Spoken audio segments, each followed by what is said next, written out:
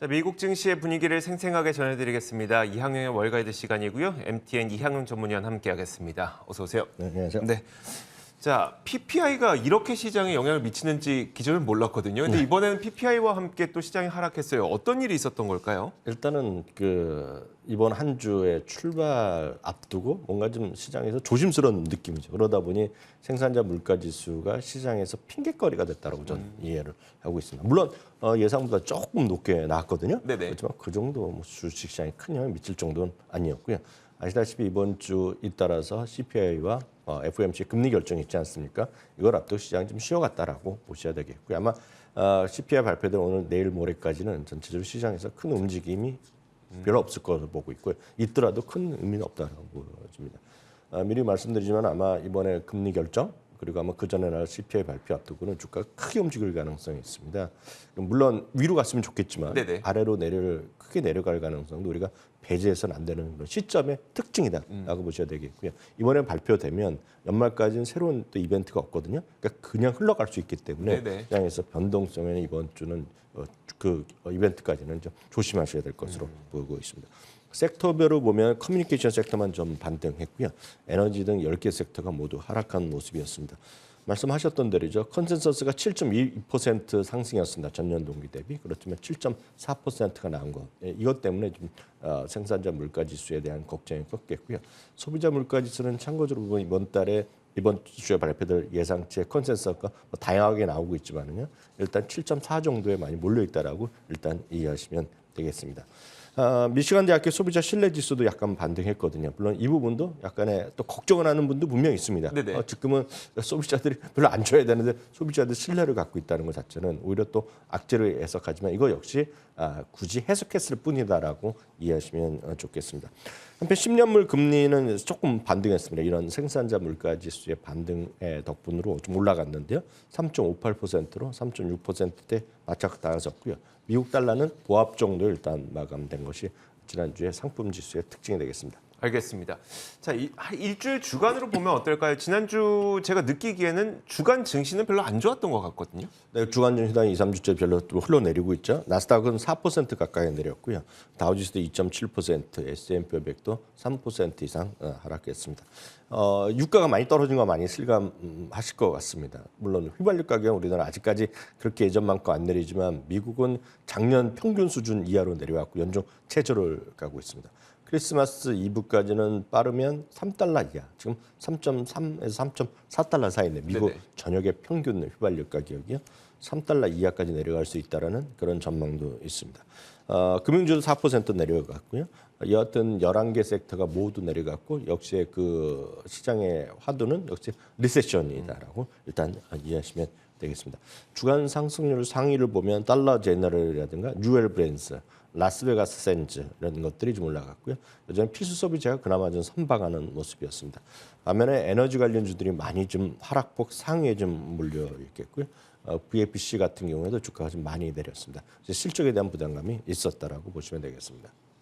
자, 이제 종목별로 보도록 하겠습니다. 종목 가운데 어려운 시장에서도 꽤 잘 올라가는 그런 기업이 있어요. 저는 대표적으로 넷플릭스가 생각이 나는데 어떤 일이 있었던 걸까요? 넷플릭스는 아마 벌써 한 일주일 전쯤에 리드 헤스팅스 회장, CEO죠. CEO가 뉴욕타임즈가 진행한 컨퍼런스에 나와서 했던 자신감을 필요한 적이 있습니다. 네네. 그리고 일부에서는 이제 지금 광고 기반한 거예요. 우리나라에서 5,900원으로 시작했고 미국이 약간 금액대가 다르죠.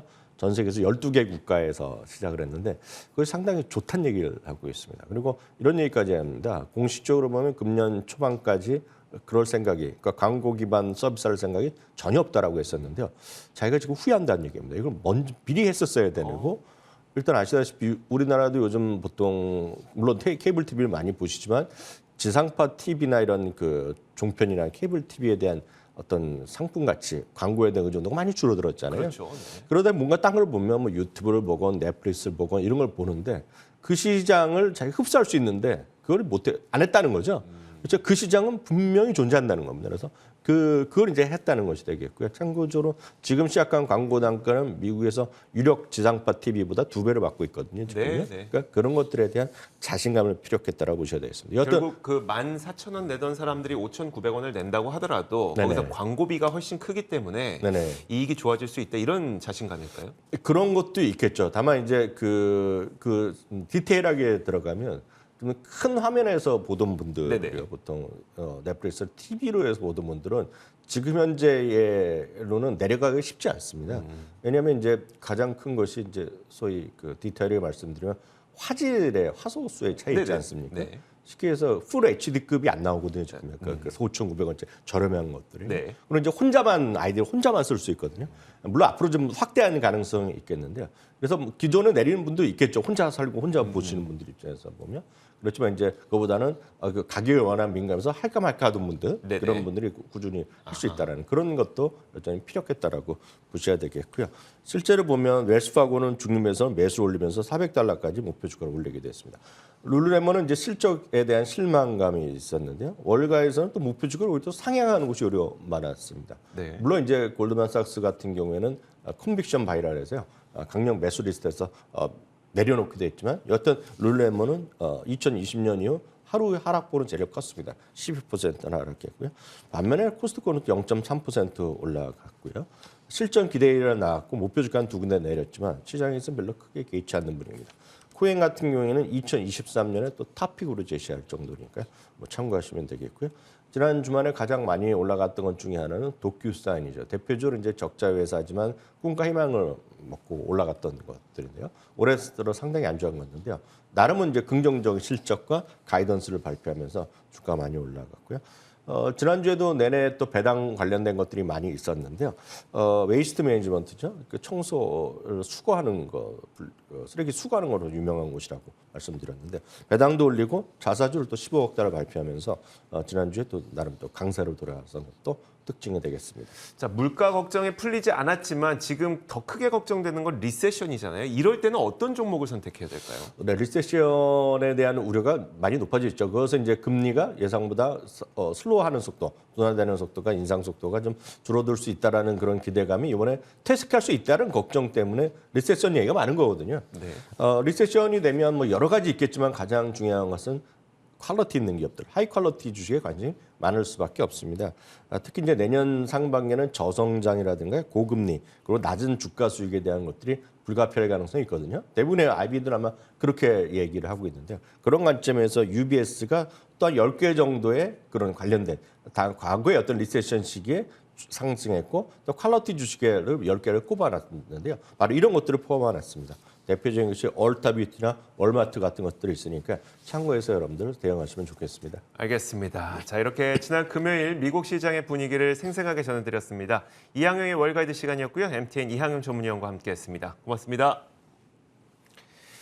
자, 저희 굿모닝 글로벌 여기까지 하겠습니다. 이어지는 출발 성공 투자 통해서 국내 시장에 대한 대응 전략 잘 세우시길 바라겠습니다. 함께해 주신 여러분 고맙습니다.